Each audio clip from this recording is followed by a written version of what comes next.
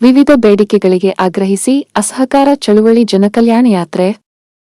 ಮುಂಡರಗಿ ತಾಲೂಕು ಸಾರ್ವಜನಿಕ ಹೋರಾಟ ವೇದಿಕೆ, ಗದಗ ಹರಪನಹಳ್ಳಿ ರೈಲ್ವೆ ಮಾರ್ಗ ರಚನೆಯ ಜಂಟಿ ಕ್ರಿಯಾ ಸಮಿತಿ, ಅದ್ವಿಕ್ ವಿವಿಧೋದ್ದೇಶಗಳ ಅಭಿವೃದ್ಧಿ ಸಂಘ ಮುಂಡರಗಿ ಸಂಯುಕ್ತಾಶ್ರಯದಲ್ಲಿ ವಿವಿಧ ಬೇಡಿಕೆಗಳಿಗೆ ಆಗ್ರಹಿಸಿ ಅಸಹಕಾರ ಚಳುವಳಿ ಜನಕಲ್ಯಾಣ ಯಾತ್ರೆ ಬೆಂಗಳೂರು ಚಲೋ ಮೇ 25ರಂದು ವಾರಣಾಸಿಯ ಡಿಸಿ ಕಚೇರಿ ಎದುರು ಪ್ರತಿಭಟನೆ ಹಮ್ಮಿಕೊಳ್ಳಲಾಗುವುದು ಎಂದು ಮುಂಡರಗಿ ತಾಲೂಕು ಸಾರ್ವಜನಿಕ ಹೋರಾಟ ವೇದಿಕೆ ಸಂಚಾಲಕ ಬಸವರಾಜ ನವಲಗುಂದ ಹೇಳಿದರು.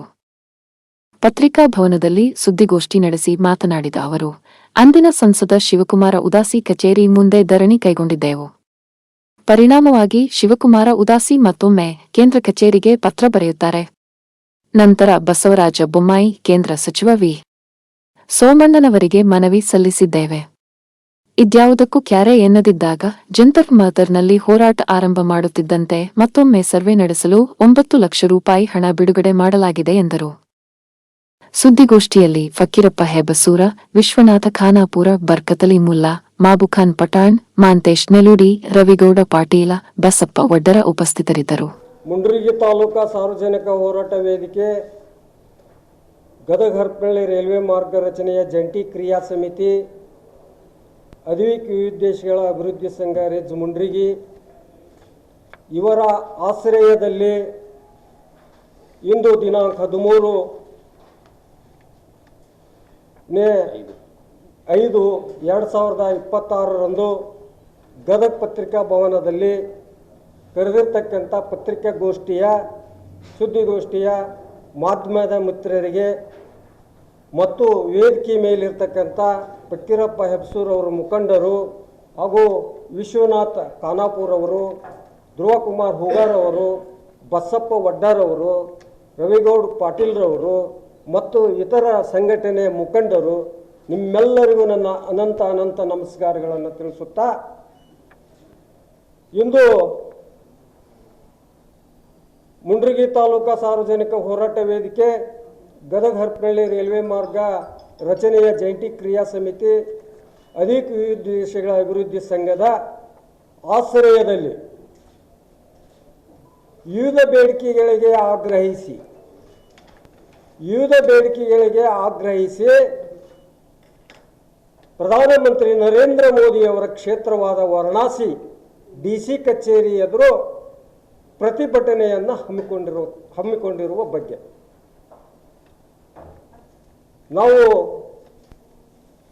ವಿವಿಧ ಬೇಡಿಕೆಗಳು, ಗದಗ ಜಿಲ್ಲೆಗೆ ಬೇಕಾಗಿರ್ತಕ್ಕಂಥ ವಿವಿಧ ಬೇಡಿಕೆಗಳಿಗೆ ಹೋರಾಟ ನಡೆಸುತ್ತಾ ಇನ್ನು ಏನೈತಪ್ಪ ಅಂದ್ರೆ 12ನೇ ವರ್ಷ ನಾವು ಮುಂದುವರಿತಾ ಇದ್ದೇವೆ.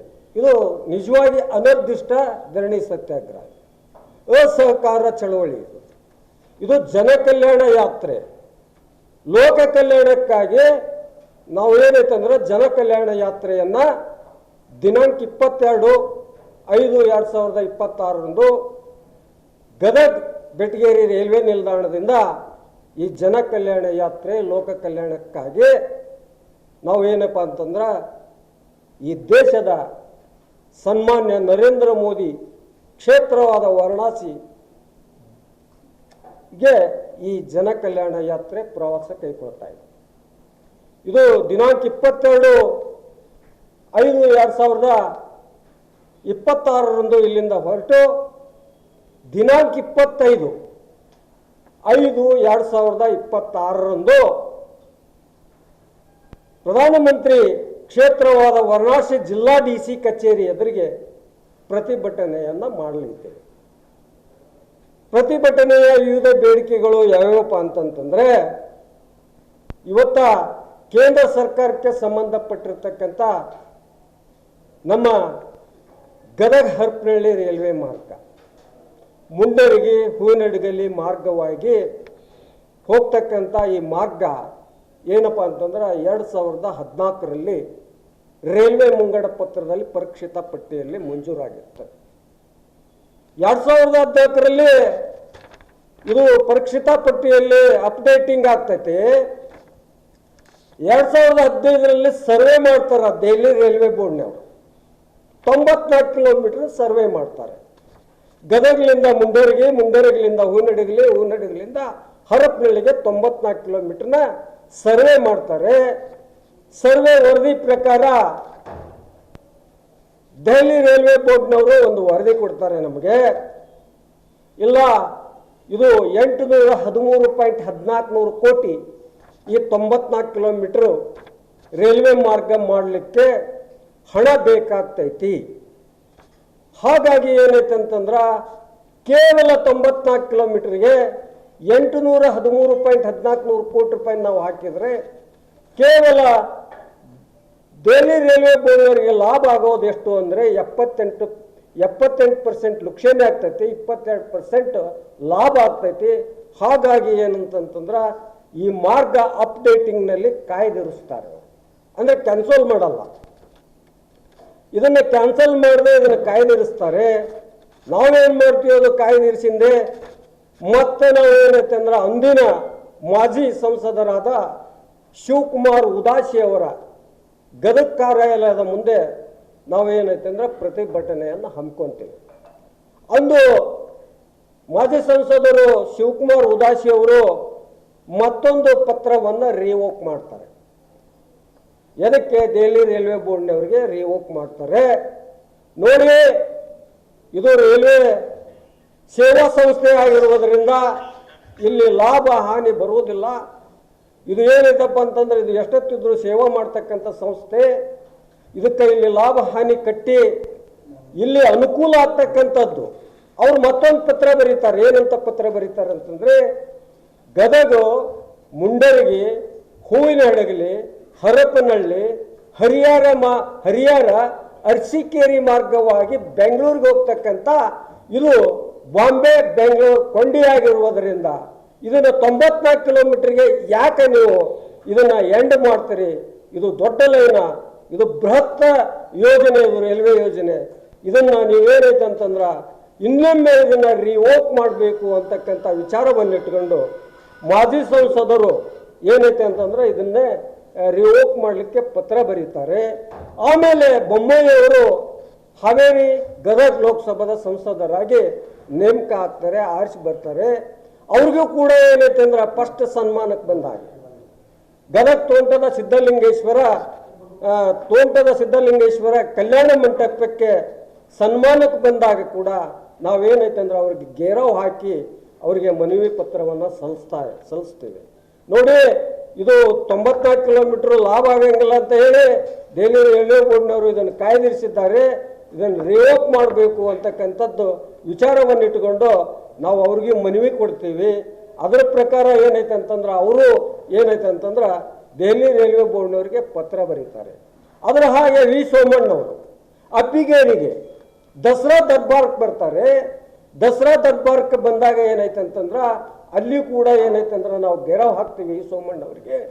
ಸೋಮಣ್ಣವರು ಕೂಡ ನಮ್ಮ ಪತ್ರ ತಗೊಂಡು ಇಲ್ಲಪ್ಪ ಇದನ್ನು ರಿವೋಕ್ ಮಾಡಿಸ್ತೀನಿ ಅಂತಕ್ಕಂಥ ವಿಚಾರವನ್ನು ಸೋಮಣ್ಣವರು ಹೇಳಿಂದ ಏನೈತಪ್ಪ ಅಂತಂತಂದ್ರೆ ಅದರ ಪ್ರಕಾರ ನಾವು ಏನೈತೆ ಅಂತಂದ್ರೆ ಆದರೂ ಕೂಡ ಇದು ಆಗ್ತಾ ಇಲ್ಲಲ್ಲ ಅಂತಕ್ಕಂಥ ವಿಚಾರವನ್ನು ಇಟ್ಕೊಂಡು 2025ರಲ್ಲಿ ಡಿಸೆಂಬರ್ 12ರಂದು ನಾವೇನೈತೆ ಅಂದ್ರೆ ಜಂತರ್ ಮಂತರ್ ದೆಹಲಿಯಲ್ಲಿ ಈ ಗದಗ ಹರಪನಹಳ್ಳಿ ರೈಲ್ವೆ ಮಾರ್ಗಕ್ಕಾಗಿ ಜಂತರ್ ಮಂತರ್ನಲ್ಲಿ ಮತ್ತೆ ಧರಣಿ ಸತ್ಯಾಗ್ರಹವನ್ನು ಪ್ರಾರಂಭಿಸುತ್ತೇವೆ. ಪ್ರಾರಂಭಿಸಿಂದ ಏನೈತೆ ಅಂತಂದ್ರೆ ಅಲ್ಲಿಗೆ ಸೋಮಣ್ಣವರ PA ಅವರು ಮತ್ತು ರೈಲ್ವೆ ಇಲಾಖೆಗೆ ಸಂಬಂಧಪಟ್ಟಿರ್ತಕ್ಕಂಥ ಸಂಜೀವ್ ಅವರು ಬಂದು ನಮಗೆ ಕನ್ವಿನ್ಸ್ ಮಾಡಿ, ನೋಡಪ್ಪ ನೀವು ಊರು ಮುಟ್ಟೋದ್ರೊಳಗೆ ಇದನ್ನು ರಿವೋಕ್ ಮಾಡಿಸ್ತೀವಿ, ರಿವೋಕ್ ಮಾಡಿಸಿ ನಿಮಗೆ ಹಣ ಮಂಜೂರು ಮಾಡಿಸ್ತೀವಿ ಅಂತಕ್ಕಂಥ ಮಾತನ್ನು ಹೇಳಿದ್ದಾರೆ.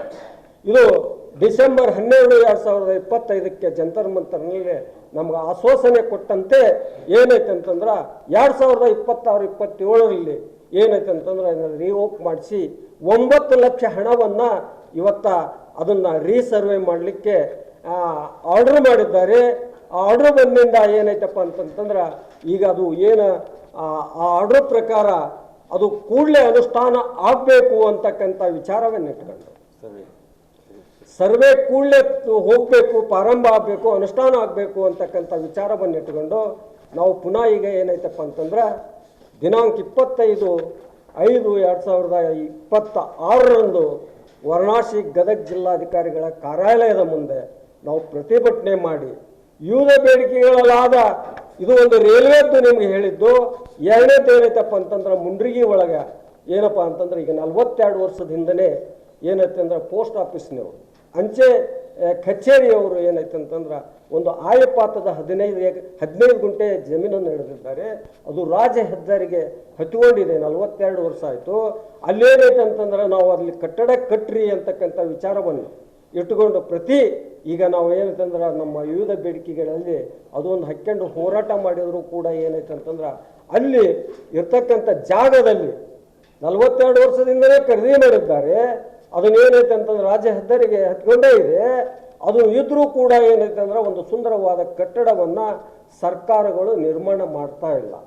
ಹಾಗಾಗಿ ಇದು ಅಲ್ಲದೆ ಏನೈತಪ್ಪ ಅಂತಂದ್ರೆ ನಮ್ಗೆ ಪ್ರಧಾನಮಂತ್ರಿಗೆ ಸಂಬಂಧಪಟ್ಟಿರ್ತಕ್ಕಂಥದ್ದು ಇನ್ನೊಂದು ಏನಪ್ಪ ಅಂತಂದ್ರೆ ಪುರಸಭೆಗೆ ವ್ಯಾಪ್ತಿಗೆ ಒಳಪಟ್ಟಿರ್ತಕ್ಕಂಥ ಶಿರೋಳ ಗ್ರಾಮದ ಬಸಾಪುರ ರಸ್ತೆಯಲ್ಲಿ ಏನೈತೆ ಅಂತಂದ್ರೆ ಶ್ರೀಸಾ ನಂಬರ್ 24 25 ಎಕರೆ 32 ಗುಂಟೆ ಆಸ್ತಿ ಖರೀದಿ ಮಾಡಿ 1008 ವಿನ್ಯಾಸಗಳನ್ನು ಅದರೊಳಗೆ ತಯಾರು ಮಾಡಿದ್ದಾರೆ.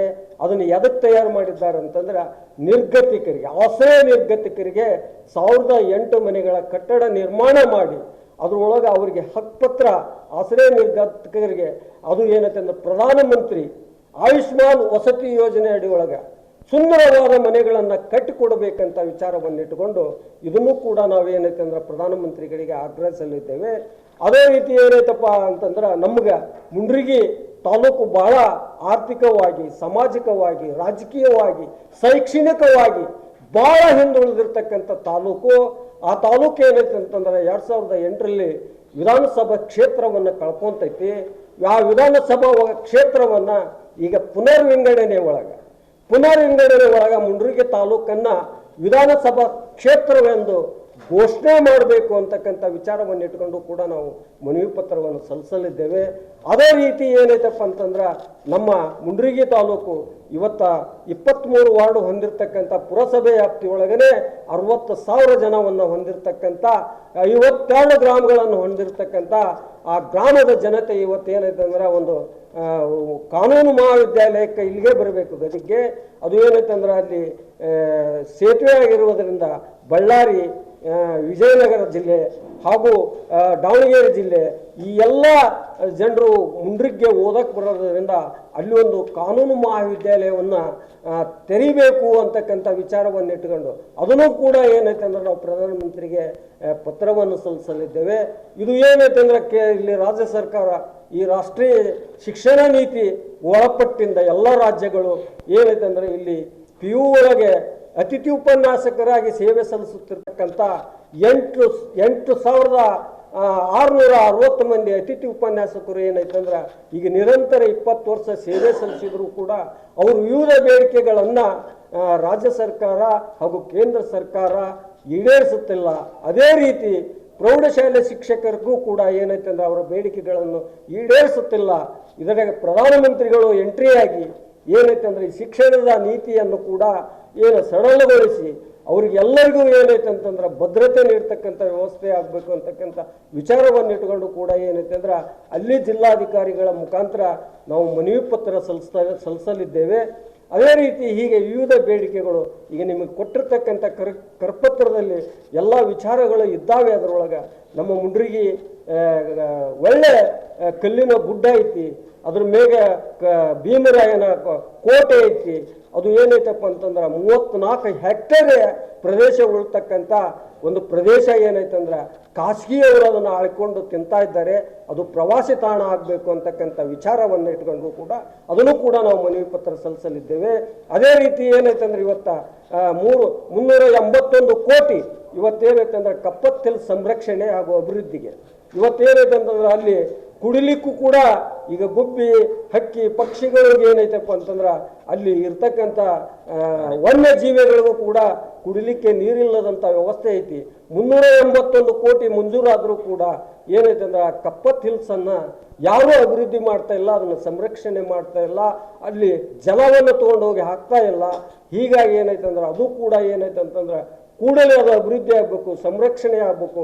ಅಲ್ಲೇನೈತೆ ಅಂದ್ರೆ ಆಯುರ್ವೇದ ಸಂಶೋಧನೆ ಕೇಂದ್ರ ಆಗಬೇಕು ಅಂತಕ್ಕಂಥ ಒಂದು ವಿಚಾರವನ್ನು ಇಟ್ಟುಕೊಂಡು ಆಗ್ರಹಿಸಿ ಹೀಗೆ ವಿವಿಧ ಬೇಡಿಕೆಗಳನ್ನು ನಾವು ಆಗ್ರಹಿಸಿ ಅಂದು ನಾವು ದಿನಾಂಕ 25/5/2026ರಂದು ನಾವು ವಾರಣಾಸಿ ಜಿಲ್ಲಾಧಿಕಾರಿಗಳ ಮುಖಾಂತರ ಪ್ರಧಾನಮಂತ್ರಿಗಳಿಗೆ ಮನವಿ ಕೊಟ್ಟು ಪ್ರಧಾನಮಂತ್ರಿಗಳ ಗಮನವನ್ನು ಸೆಳ್ತಕ್ಕಂಥ ಕೆಲಸವನ್ನು ಮಾಡ್ತಾ ಇದ್ದೇವೆ. ಇದನ್ನೆಲ್ಲ ಏನೈತೆ ಅಂದ್ರೆ ಅಂದು 22ನೇ ತಾರೀಕಿಗೆ ಬಂದು ನಮ್ಮ ಲೋಕ ಕಲ್ಯಾಣಕ್ಕಾಗಿ ಹೋಗ್ತಕ್ಕಂಥ ಜನ ಕಲ್ಯಾಣ ಯಾತ್ರೆಗೆ ತಾವು ಕೂಡ ಸಹಕರಿಸಬೇಕು, ತಾವು ಬಂದು ಅವತ್ತು ನಮ್ಮನ್ನ ಅದರ ವಿಚಾರವನ್ನು ಪ್ರಸಿದ್ಧಿಪಡಿಸಬೇಕು ಅಂತಕ್ಕಂಥ ವಿಚಾರವನ್ನು ಇಟ್ಕೊಂಡು ಇವತ್ತೇನು ನಾವು ಕರೆದಿರ್ತಕ್ಕಂಥ ಈ ಸುದ್ದಿಗೋಷ್ಠಿಗೆ ತಾವೆಲ್ಲರೂ ಆಗಮಿಸಿ ನಮ್ಮ ಹಿರಿಯರಾದ ಫಕೀರಪ್ಪ ಅಬ್ಸೂರವರು ಒಂದೇ ಮಾತಿಗೆ ಹುಡುಗರಾಗೆ ಓಡ್ಬಂದು ಅವ್ರು ಕೊಟ್ಟಿರ್ತಕ್ಕಂಥ ಮುಂಡ್ರಿಗೆ ಗದಗ ಜಿಲ್ಲೆ ಒಳಗೆ ಕೊಡುಗೆ ಭಾಳ ಇದೆ. ಅವರು ಕೂಡ ಇವತ್ತು ಈ ಪತ್ರಿಕಾ ಇದರೊಳಗೆ ಭಾಗವಹಿಸಿ ಇದಕ್ಕೆ ಬೆಂಬಲಿಸೋದಕ್ಕೆ ನಿಮ್ಮೆಲ್ಲರಿಗೂ ಮತ್ತೊಮ್ಮೆ ನನ್ನ ಅನಂತ ನಮಸ್ಕಾರಗಳನ್ನು ತಿಳಿಸಿ